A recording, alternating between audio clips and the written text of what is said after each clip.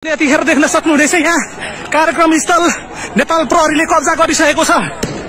यहाँ देख्न सक्नुहुनेछ दुर्गा प्रसाईले गरेको जुन राजावादीहरूले गरेको कार्यक्रम स्थल यहाँ नेपाल प्रहरीले कब्जा गरिसकेको छ। देख्न सक्नुहुनेछ यतिखेर कार्यक्रम स्थल कब्जा भइसकेको छ।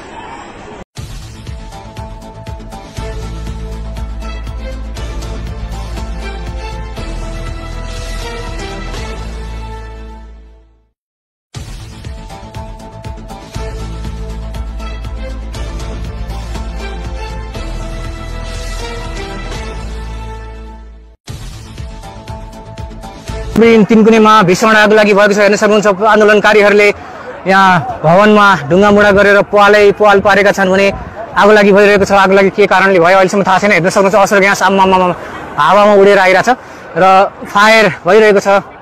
प्रहरी बिटलाई ढालेर यहाँ आगो लगाइदिएका छन्। हेर्न सक्नुहुन्छ ओ माई गड, तिनकुनेको अवस्था यस्तो रहेको छ। अहिले प्रहरीले राजावादीको यो आन्दोलन स्थलमा प्रवेश गरेर सबैलाई धपाएको छ। हेर्न सक्नुहुन्छ यहाँ